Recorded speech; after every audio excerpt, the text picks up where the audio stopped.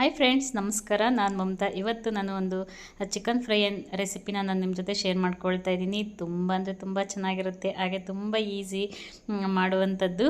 ಬನ್ನಿ ಹೇಗೆ ಮಾಡೋದಂತ ಹೇಳಿ ನೋಡೋಣ. ಅದಕ್ಕಿಂತ ಮುಂಚೆ ನನ್ನ ಚಾನಲನ್ನು ಹೊಸದಾಗಿ ನೋಡ್ತಾ ಇದ್ದರೆ ಪ್ಲೀಸ್ ಸಬ್ಸ್ಕ್ರೈಬ್ ಮಾಡಿ, ಸಪೋರ್ಟ್ ಮಾಡಿ. ಈ ರೆಸಿಪಿ ಇಷ್ಟ ಆಗಿದ್ದರೆ ಪ್ಲೀಸ್ ಲೈಕ್ ಮಾಡಿ. ಈಗ ನಾನಿಲ್ಲಿ ಅರ್ಧ ಕೆಜಿ ಚಿಕನನ್ನು ತೊಗೊಂಡಿದ್ದೀನಿ.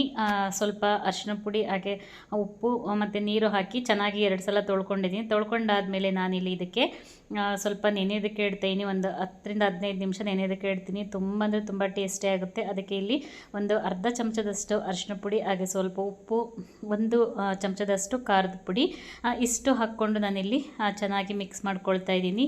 ನಾವು ಉಪ್ಪು ಖಾರದ ಪುಡಿ ಹಾಕಿಡೋದ್ರಿಂದ ಚೆನ್ನಾಗಿ ನೆಂದ್ಕೊಳ್ಳುತ್ತೆ, ಹಾಗೆ ಉಪ್ಪು ಖಾರ ಕೂಡ ಚೆನ್ನಾಗಿ ಹಿಡಿಯುತ್ತೆ, ಹಾಗೆ ಟೇಸ್ಟ್ ಕೂಡ ಚೆನ್ನಾಗಾಗುತ್ತೆ. ತುಂಬ ಅಂದರೆ ತುಂಬ ಚೆನ್ನಾಗಿರುತ್ತೆ. ಟ್ರೈ ಮಾಡಿ ನೋಡಿ. ಇವಾಗ ನಾನಿಲ್ಲಿ ಒಂದು 10 ರಿಂದ 15 ನಿಮಿಷ ನಾನು ಇದನ್ನು ನೆನೆಯೋದಕ್ಕೆ ಬಿಡ್ತೀನಿ. ಅಂದರೆ ನಾವೇನು ಮಸಾಲೆ ಎಲ್ಲ ರೆಡಿ ಮಾಡ್ಕೊಳೋದ್ರೊಳಗೆ ಇದು ಕೂಡ ನೆನ್ಕೊಳ್ಳುತ್ತೆ. ಇದು ನೆನೆಯೋದ್ರೊಳಗೆ ಸ್ವಲ್ಪ ನಾನಿಲ್ಲಿ ಮಸಾಲೆ ಎಲ್ಲ ರೆಡಿ ಮಾಡ್ಕೊಳ್ತೀನಿ. ನಾನು ಇದಕ್ಕೆ 2 ರಿಂದ 3 ಸ್ಪೂನ್ ಅಷ್ಟು ಇಲ್ಲಿ ಆಯಿಲನ್ನು ಹಾಕ್ಕೊಳ್ತಾ ಇದ್ದೀನಿ. ಇದಕ್ಕೆ ಸ್ವಲ್ಪ ಎಣ್ಣೆ ಜಾಸ್ತಿ ಬೇಕಾಗುತ್ತೆ, ಯಾಕಂದರೆ ನಾವು ಗ್ರೇವಿ ಸ್ವಲ್ಪ ಜಾಸ್ತಿ ಮಾಡ್ತಾ ಇರೋದ್ರಿಂದ ಸ್ವಲ್ಪ ಎಣ್ಣೆ ಜಾಸ್ತಿ ಬೇಕಾಗುತ್ತೆ. ಈಗ ನಾನು ಇದಕ್ಕೆ ಒಂದು ಅರ್ಧ ಚಮಚದಷ್ಟು ಜೀರಿಗೆ, ಹಾಗೆ 1-2 ಲವಂಗ, ಹಾಗೆ ಸ್ವಲ್ಪ ಚಕ್ಕೆ, ಒಂದು ಸ್ವಲ್ಪ ಪಲಾವ್ ಎಲೆನ ಹಾಕ್ಕೊಳ್ತಾ ಇದ್ದೀನಿ. ಇದು ಮಸಾಲೆಗೆ ಈ ಥರ ಒಗ್ಗರಣೆ ಹಾಕ್ಕೊಳ್ಳೋದ್ರಿಂದ ತುಂಬ ಟೇಸ್ಟಿ ಆಗುತ್ತೆ. ನಿಮಗೆ ರೆಸ್ಟೋರೆಂಟಲ್ಲಿ ಯಾವ ಥರ ಇರುತ್ತೆ ನೋಡಿ, ಟೇಸ್ಟಿ ಆ ಥರ ಇರುತ್ತೆ. ಈಗ ಇದಕ್ಕೆ 2 ಹಸಿಮೆಣಸಿನ್ಕಾಯಿಯನ್ನು ಹಾಕ್ಕೊಳ್ತಾ ಇದ್ದೀನಿ, ಉದ್ದುದ್ದಾಗಿ ಕಟ್ ಮಾಡಿಕೊಂಡು ಹಾಕ್ಕೊಳ್ತಾ ಇದ್ದೀನಿ. ಹಾಗೆ 1 ಈರುಳ್ಳಿನ ಹಾಕ್ಕೊಳ್ತಾ ಇದ್ದೀನಿ. ಇದು ಈರುಳ್ಳಿ ಪೂರ್ತಿ ಫ್ರೈ ಆಗೋವರೆಗೂ ನಾನಿಲ್ಲಿ ಫ್ರೈ ಮಾಡ್ಕೊಳ್ತಾ ಇದ್ದೀನಿ.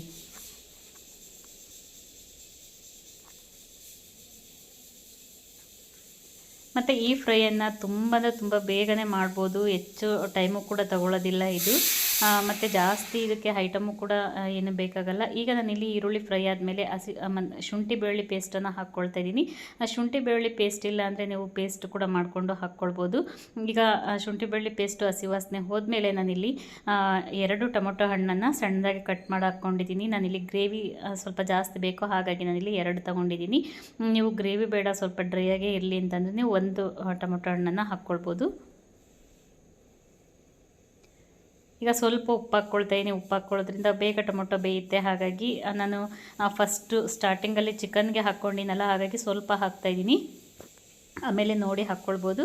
ಈಗ ಸ್ವಲ್ಪ ಉಪ್ಪು ಹಾಗೆ ಸ್ವಲ್ಪ ಅರಿಶಿನ ಪುಡಿ ಹಾಕಿ ಇಲ್ಲಿ ನಾನು ಟೊಮೊಟೊ ಬೇಯೋವರೆಗೂ ಚೆನ್ನಾಗಿ ಫ್ರೈ ಮಾಡ್ಕೊಳ್ತೀನಿ.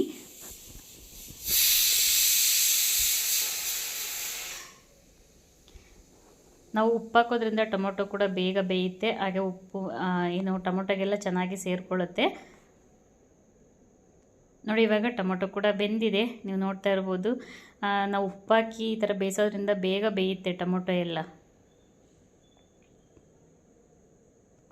ಈಗ ಇದಕ್ಕೆ ಒಂದು ಅರ್ಧ ಚಮಚದಷ್ಟು ನಾನು ಇಲ್ಲಿ ಖಾರದ ಪುಡಿನ ಹಾಕ್ತಾಯಿದ್ದೀನಿ, ಯಾಕಂದರೆ ಫಸ್ಟೇ ಹಾಕಿದ್ದೀವಿ ಎಲ್ಲ ಖಾರದ ಪುಡಿ, ಹಾಗಾಗಿ ಸ್ವಲ್ಪ ಹಾಕ್ತಾಯಿದ್ದೀನಿ. ಈಗ ಸ್ವಲ್ಪ ಒಂದು ಅರ್ಧ ಚಮಚದಷ್ಟು ನಾನಿಲ್ಲಿ ಸಾಂಬಾರು ಪುಡಿನ ಅಂದರೆ ಧನಿಯಾ ಪುಡಿನ ಹಾಕ್ತಾಯಿದ್ದೀನಿ. ಹಾಗೆ ಒಂದು ಅರ್ಧ ಚಮಚದಷ್ಟು ನಾನಿಲ್ಲಿ ಗರಂ ಮಸಾಲನ ಹಾಕ್ತಾಯಿದ್ದೀನಿ. ಸಾಂಬಾರು ಪುಡಿ ಅಂದರೆ ಅದು ಬರೀ ಧನಿಯಾ ಬೀಜ ಅಷ್ಟೇ ಮಾಡಿಸಿರುವಂಥದ್ದು. ನಾವು ನಾನ್ ವೆಜ್ಗೆಲ್ಲ ಸಪ್ರೇಟಾಗಿ ಮಾಡಿಸ್ತೀವಿ, ಅಂದರೆ ಏನು ಬರೀ ಧನಿಯಾ ಅಷ್ಟೇ ಮಾಡಿಸಿರ್ತೀವಿ, ಅದಕ್ಕೇನು ಕೂಡ ನಾವು ಕಾಳು ಏನು ಮಿಕ್ಸ್ ಮಾಡಿರೋದಿಲ್ಲ.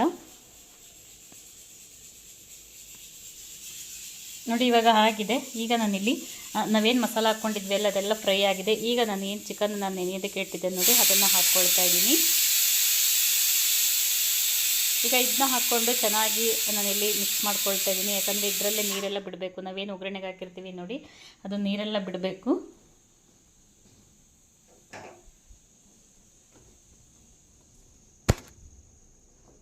ಕಮ್ಮಿ ಉರಿ ಇಟ್ಕೊಂಡೇ ನಾನಿಲ್ಲಿ ಮಸಾಲೆ ಎಲ್ಲ ಚೆನ್ನಾಗಿ ನಾನಿಲ್ಲಿ ಮಿಕ್ಸ್ ಮಾಡಿಕೊಂಡು ಒಂದು 2 ರಿಂದ 3 ನಿಮಿಷ ಈ ಥರ ಮುಚ್ಚಳನ ಮುಚ್ಚಿ ಬೇಯಿಸೋದ್ರಿಂದ ನೀರೆಲ್ಲ ಬಿಟ್ಕೊಳ್ಳುತ್ತೆ.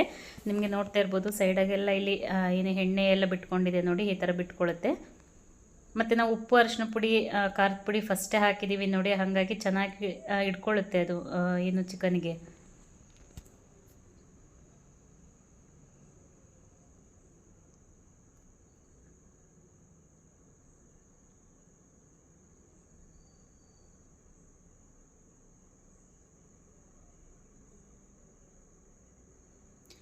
ನೋಡಿ, ಇವಾಗೆಲ್ಲ ಮಿಕ್ಸ್ ಮಾಡಿದ ಮೇಲೆ ಮುಚ್ಚಳನ ಮುಚ್ಚಿ ಒಂದು 2 ರಿಂದ 3 ನಿಮಿಷ ಬೇಯಿಸ್ಕೊಳ್ತೀನಿ.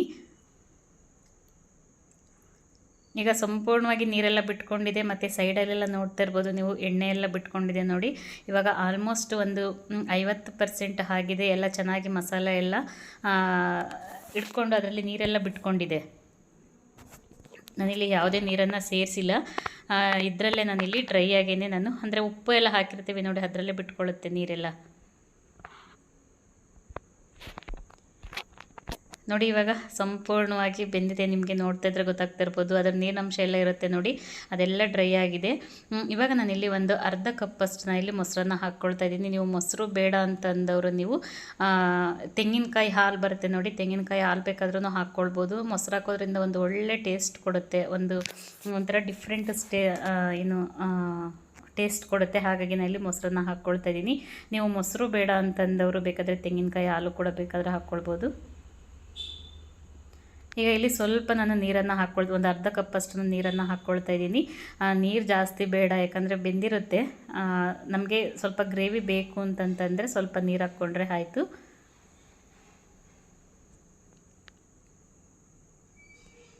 ತುಂಬ ಅಂದರೆ ತುಂಬ ಟೇಸ್ಟಿಯಾಗಿ ಆಗುತ್ತೆ, ಟ್ರೈ ಮಾಡಿ ನೋಡಿ. ಹಾಗೆ ತುಂಬ ಎಷ್ಟು ಈಸಿ ಅಂತ ಗೊತ್ತಾಯ್ತಲ್ಲ. ಮತ್ತು ಇದಕ್ಕೆ ಈಗ ಲಾಸ್ಟಲ್ಲಿ ನಾನಿಲ್ಲಿ ಕೊತ್ತಂಬರಿ ಸೊಪ್ಪನ್ನು ಹಾಕ್ತಾಯಿದ್ದೀನಿ. ಲಾಸ್ಟಲ್ಲಿ ಕೊತ್ತಂಬರಿ ಸೊಪ್ಪು ಹಾಕಿ ಸ್ವಲ್ಪ ನಾನಿಲ್ಲಿ ಒಂದು 2 ನಿಮಿಷ ಮುಚ್ಚಳನ ಮುಚ್ಚಿ ಬೇಯಿಸ್ತೀನಿ.